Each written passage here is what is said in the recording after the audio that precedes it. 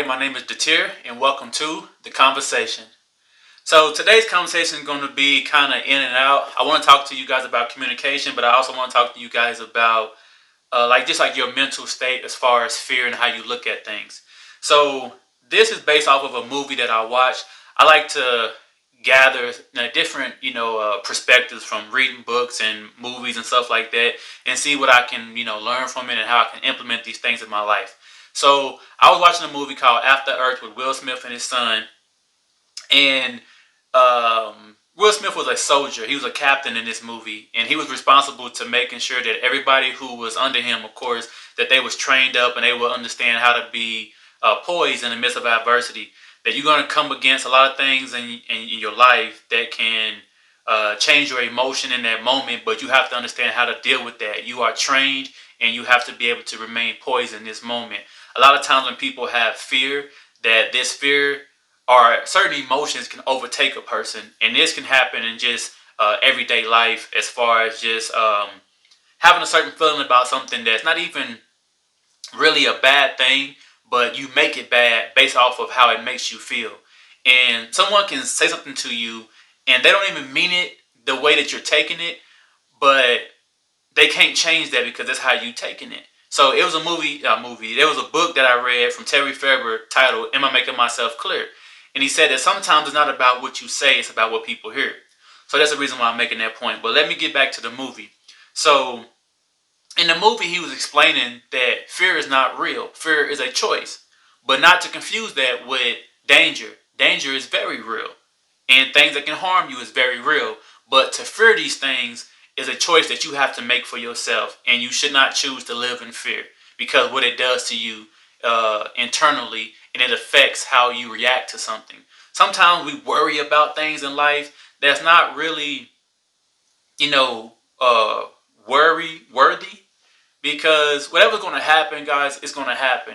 All you can do is try to best prepare yourself for it.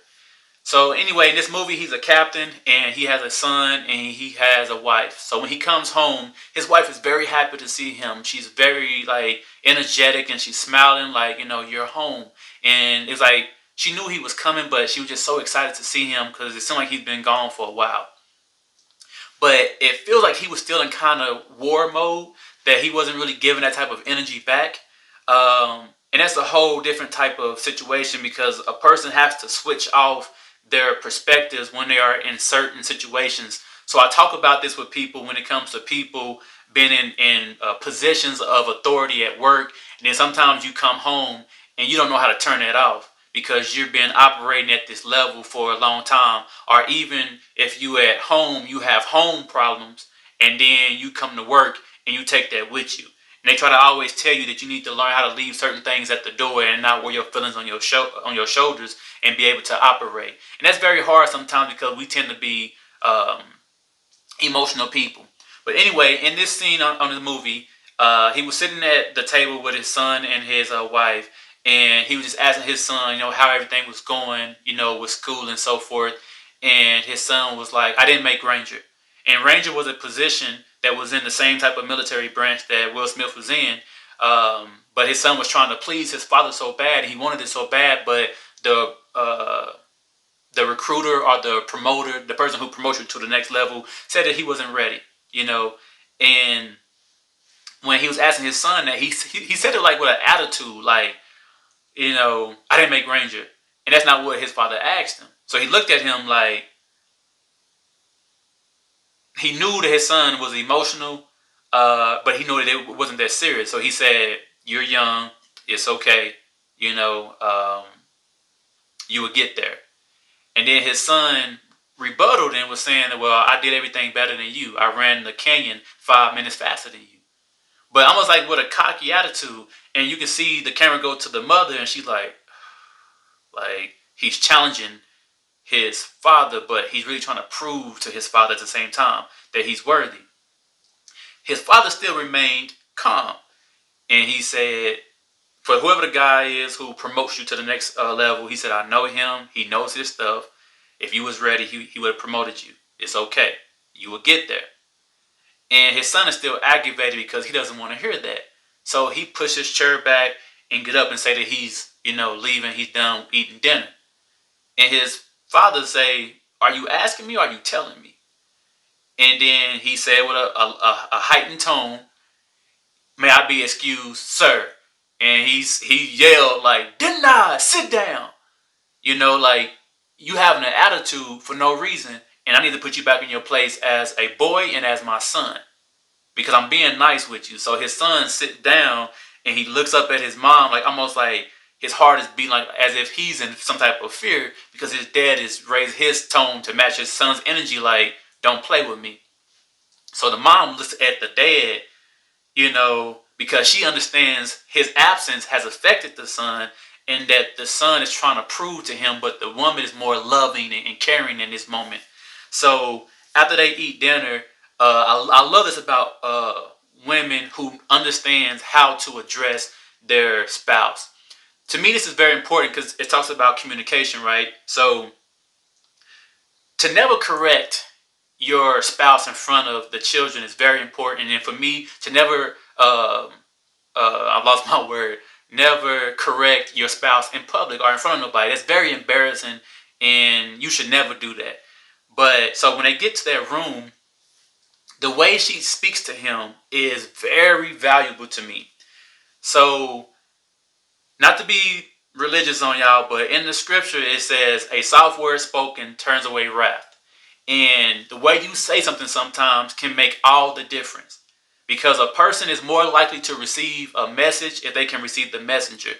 So women have to understand that you guys have a lot of power when it comes to men, when it comes to stroking the ego. Because we are very egotistic sometimes and very prideful. And she goes to her husband and she touches him on his face. I'm a person that one of my love languages is physical touch. So she goes to him and she caresses him, look at him with this beautiful smile, and she puts her hand on his chest and say, "Your son is reaching for you. You've been gone. He's been reading Moby Dick. He's trying to find, his place in your heart." And when she touches his chest, she says that he doesn't need a captain. He needs a father. But the way she said it was so like soft and loving and caring. And it was I'm stumbling over my words. It was allowing her to penetrate his heart and his mind to think. So sometimes how you respond and how you speak to somebody is very important on the reaction that you get. Sometimes you might be being too aggressive with how you're trying to have a conversation, and some people don't know how to have conversations and how to de-escalate something and get a point across without having a verbal confrontation with somebody. So I thought that was very great in that movie. And he listened and he went to go speak to his son. So I had a few conversations this week that was kind of disturbing to me because I feel like that some things that people find very important and necessary to talk about is very simplistic to me, and it has no value, it has no point. And also with communication, you have to be very mindful of who you are communicating with and who you are allowing in your life. Sometimes people have, like as far as a couple, you will have a woman talking to another one of her female friends about what she has going on in their household and how she feels about what he's doing, versus talking to that man about how she feels, in her heart. And sometimes it's because of how we are communicating with one another that's not allowing that message to really come through. And certain things that people can do can change the whole dynamic of your household. I hope this is correlating to you guys. My mind be kind of, traveling sometimes. So I was reading this book called The 7 Habits of Highly Effective People.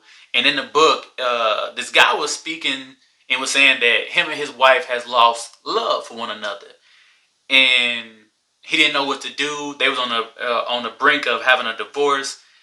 And the guy's rebuttal to him was, "Love her." He said, "But that's the point, like we lost love and I don't know what to do." And he kept explaining, and the guy was just saying again, "Love her."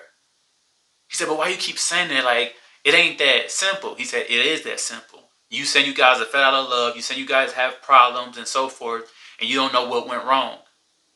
He said, love her. Because when you love somebody, you are taking away a lot of your emotion and how you feel about something, and you're trying to correct it by simply being a better person to the person who feels a certain type of way. Sometimes they might feel unloved. And this goes from the man and the woman. This ain't no one-sided thing that I'm talking about.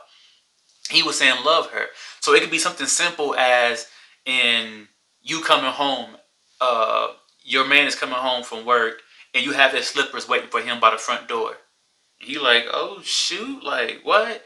And then he come in the house and he like, whole house smell like something cooking, and then like you in there throwing down. That aroma by itself is great, because if someone's in the kitchen cooking for you, to me, they cooking for you because they're trying to, of course, feed you, but it's like they're cooking out of love because they don't have to do that, and they want you to come home to a home cooked meal. That makes a person feel a certain type of way. Um, Walking up to this person when they come home, just accommodating them. These simple things right here can change the dynamic of your household and what's going on in your household. So I think this is a great conversation to have. So anyway, y'all, I just want to talk about that just for a little bit, just about communication. It was on my mind this week. I had some talks and stuff with certain people, and I felt like they was toxic, and I felt like that you have to be very mindful and careful of who you allow to have access to you in your life, because when you're trying to move at a certain type of frequency and rhythm and catch your momentum, some people can interrupt that just simply from a conversation. So be very mindful of who you let in and out of your life. Try to work on yourself as far as communication. If you have any problems in your household, just try loving the person, letting things go. I hope all this stuff made sense to you guys. It's been my time. This is one love from me to you. Remember that it's progress, not perfection. You're more than enough, and you rest in the end, not the middle. My name is Deter, and welcome to The Conversation. Please like, share, and subscribe, and don't forget to hit the post notification button.